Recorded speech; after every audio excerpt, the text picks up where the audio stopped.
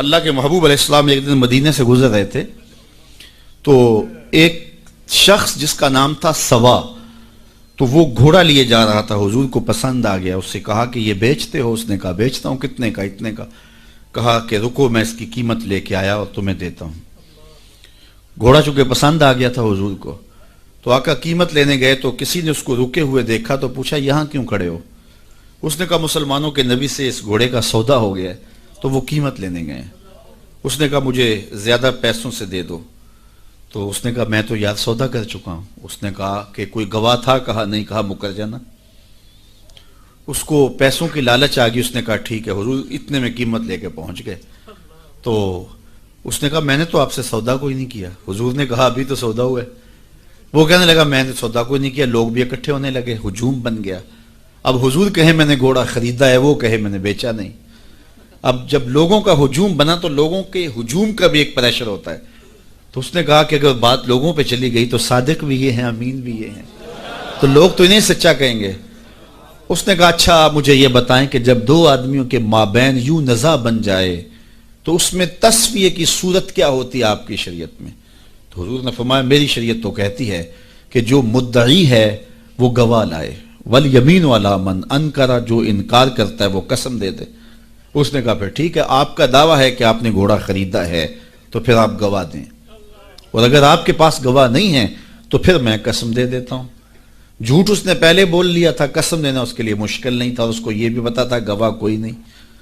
تو اس نے کہا جناب آپ گواہ لے آئیں، آپ گواہ پیش کر دیں تو میں گھوڑا دے دیتا ہوں جس قیمت پہ آپ بتا رہے ہیں، اور اگر آپ کے پاس گواہ نہیں ہے تو پھر میں قسم دے دیتا ہوں۔ اب بھری بزم تھی، لوگوں کا ہجوم تھا، اور اس نے ایک ایسی بات کی۔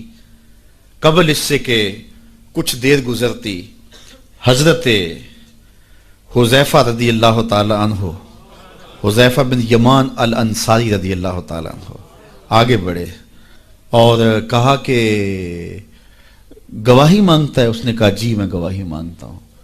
تو کہا میں گواہی دیتا ہوں، جتنے میں حضور نے بتایا اتنے میں سودا ہوا ہے اور حضور نے گھوڑا خریدا ہے۔ اس نے کہا جی ٹھیک ہے مجھے پیسے مل گئے اور ٹھیک ہے میرا مطالبہ پورا ہو گیا، گواہی چاہیے تھی، درکار تھی گواہی، وہ گواہی مل گئی۔ تو اس نے گھوڑا دے دیا اور قیمت اس نے لے لی۔ قیمت اس نے اپنی مرضی کی گھوڑے کے مطابق ہی لی تھی، وہ تو زیادہ پیسوں کے لالچ میں مکرا تھا۔ تو خیر اس کو راستہ نکلنے کا مل گیا، تو اس نے کہا جی ٹھیک ہے جی، گھوڑا اس نے حضور کو دے دیا اور قیمت اس نے خود لے لی۔ تو حضور علیہ الصلوۃ والسلام جب چلنے لگے، لوگ ہٹنے لگے، تو حضور نے حضرت حذیفہ رضی اللہ تعالیٰ عنہ کو اشارے سے قریب کیا اور کہا کہ تم نے گواہی دی، تم تو موقع پہ موجود ہی نہیں تھے، تو تم نے گواہی کیسے دی؟ تو حضرت حذیفہ رضی اللہ تعالیٰ عنہ نے کہا حضور گھوڑا کیا ہے، آپ کے کہنے پہ تو ہم نے رب کی گواہی دے دی، ہم نے رب کو دیکھا تھا، آپ نے کہا نہ ہے تو ہم نے مان لیا، تو یہ گھوڑا کیا ہوتا ہے؟ تو حضور نے آپ حضرت حذیفہ کا ہاتھ پکڑ کے فضا میں بلند کیا اور لوگوں کو کہا جانے والوں رک جاؤ۔